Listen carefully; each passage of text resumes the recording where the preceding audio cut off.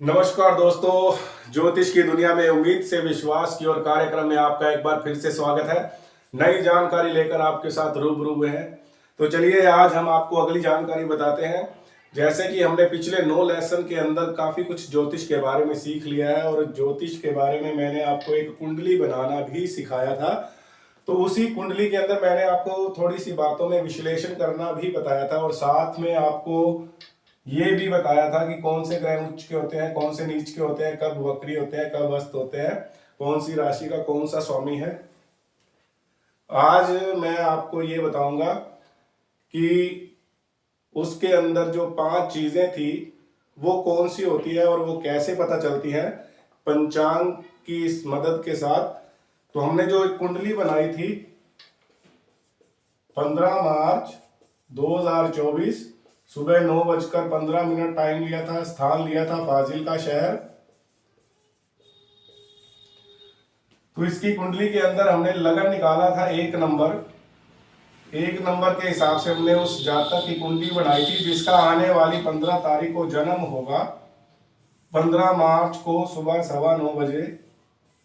तो 1 नंबर के लगन के हिसाब से हमने उसकी कुंडली तैयार की थी, उसका विश्लेषण भी किया था, ग्रहों को किस तरह से बिठाया जाता है उसके बारे में भी जाना था।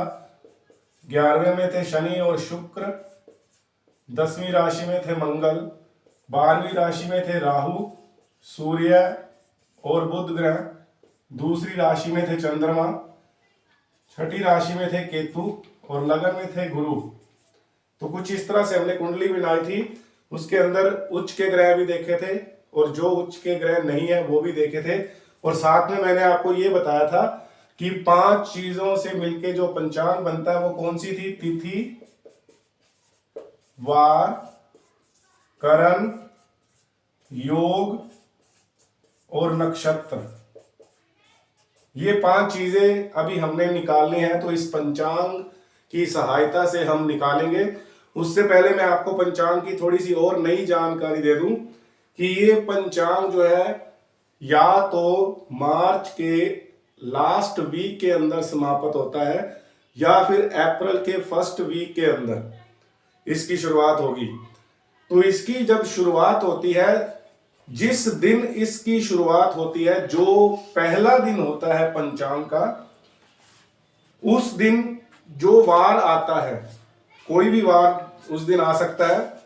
तो मैं आपको बता दूं कि पंचांग के अंदर 100 पन्नों को करीब 100 पन्नों को छोड़कर पंचांग की शुरुआत होती है, जहां पर हमें ग्रहों के समय के बारे में बताया जाता है कि कब वो बदल रहे हैं, कब दूसरी राशि में प्रवेश कर रहे हैं, कितने बजे कर रहे हैं। तो 100 पन्नों के करीब छोड़ने के बाद हमें पंचांग का जो पहला पन्ना मिलता है, जहां से तारीख या तिथि की शुरुआत होती है, तो उसके अंदर हमने ये देखना होता है कि पंचांग किस दिन शुरू हो रहा है।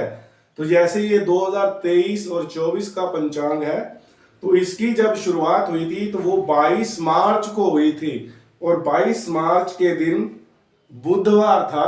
तो इसका अर्थ ये हुआ कि इस साल का राजा कौन थे? बुध ग्रह। साल का राजा बुध ग्रह थे, क्योंकि पंचांग की शुरुआत बुधवार के दिन हो रही है। और उसके बाद इस साल के कौन से ग्रह मंत्री होंगे, तो इसी पंचांग के अंदर हमें दिया होता है कि जिस दिन पहली संक्रांति आ जाए, पहले दिन 22 मार्च को बुधवार हुआ, तो पंचांग की शुरुआत नए साल में होगी। तो राजा, वर्ष का राजा जो है बुध ग्रह होंगे। उसके बाद आगे चलते हुए तारीख में देखें कि किस दिन पहली संक्रांति आ रही है। तो वो संक्रांति जिस दिन आएगी, वो जिस वार को होगी, वो जो वार होगा वो उस वर्ष का मंत्री ग्रह होता है। तो इसके अंदर जैसे ठीक बाहर भी लिखा हुआ है, अगर आपको ना समझ आए तो पंचांग के बाहर लिखा होता है वर्ष का राजा बुध और वर्ष का जो मंत्री है वो शुक्र है। यानी 2023 और 24 अप्रैल तक इस वर्ष के राजा बुध रहेंगे और मंत्री जो होंगे वो होंगे शुक्र। आने वाला जो नया पंचांग है 2024 और 25 का, उसकी शुरुआत 9 अप्रैल को हो रही है। उस दिन जो भी वार बनेगा वो उस वर्ष का राजा होगा और जो पहली संक्रांति आएगी उस दिन जो वार होगा वो उस वर्ष का मंत्री होगा। तो हमने आज 5 चीजें निकालनी है 15 मार्च के हिसाब से। तो हम 15 मार्च निकाल कर देखते हैं कि इस जातक की कौन सी तिथि आएगी, कौन सा वार बनता है और कौन सा योग आएगा, नक्षत्र कौन सा है।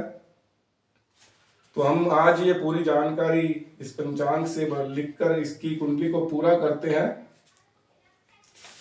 तो मार्च महीने की 15 तारीख जैसे हमने ली थी, तो यहां पर मार्च की 15 तारीख के अंदर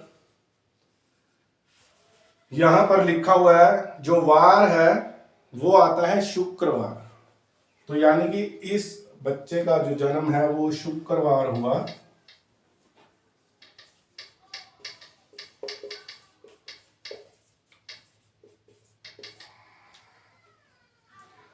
उसके बाद तिथि कौन सी लिखी हुई है, छठी तिथि।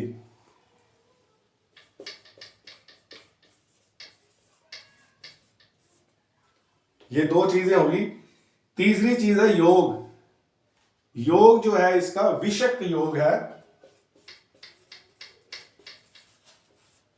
ये 3 चीजें हो गई। नंबर 4 पर आएगा इसका जो करण है वो है क्वसंतिन। उसके बाद 6 नंबर तिथि शुक्रवार। नक्षत्र जो इसका निकला है वो निकला है कृत्तिका।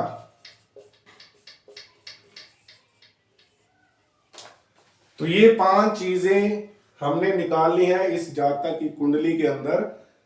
वार शुक्र, छठी तिथि, विषक योग, क्वसंतिक उसका योग और कृत्तिका नक्षत्र निकला है। तो ये 5 चीजें निकाली है। मैं आपको थोड़ा सा और यहाँ पे क्लियर कर दूं कि इन सभी 5 चीजों के आगे उनका समय लिखा होता है कि ये किस समय के अंदर समाप्त होंगे। यानी कि अगर शुक्रवार के अंदर कोई समय लिखा हुआ है तो शुक्रवार उतने मिनट, उतने बजकर इतने मिनट पर समाप्त हो जाएगा। कोई भी जो वार होता है वो जरूरी नहीं होता कि रात्रि 12 बजे के बाद ही बदलेगा पंचांग के अनुसार। वैसे तो हम जो रात्रि 12 बजे के बाद अगला दिन मानते हैं, लेकिन पंचांग के अंदर ऐसा नहीं होता। पंचांग के अंदर कई बार क्या होता है, जैसे मान लीजिए आज का दिन मंगलवार है और मंगलवार रात्रि 12 बजे खत्म होगा, ये जरूरी नहीं है। मंगलवार हो सकता है शाम को 5 बजे भी खत्म हो सकता है और 5 बजे बुधवार की शुरुआत भी हो सकती है। उसी तरह ये सारी चीजें हैं। जरूरी नहीं है कि रात्रि 12 बजे के बाद ही नक्षत्र बदलेगा, रात्रि 12 बजे के बाद ही तिथि बदलेगी, रात्रि 12 बजे के बाद ही वार बदलेगा। तो ये 5 चीजों के आगे समय लिखा होता है। उन समय को कैलकुलेशन करके एग्जैक्ट टाइम निकाला जाता है। उसका क्या मेथड होता है, क्या फार्मूला होता है, वो भी हम करेंगे। तो फिलहाल आपको आज ये जानने की जरूरत है कि 5 चीजें कैसे निकालते हैं, कुंडली कैसे बनाते हैं। ये चीजें आप पिछली वीडियो में देखकर उसको टैली कर लीजिएगा ताकि आपके दिमाग में अच्छे से बैठ जाए। तो अगली जानकारी लेकर आपके सामने फिर हाजिर होंगे। तब तक दीजिए इजाजत। नमस्कार।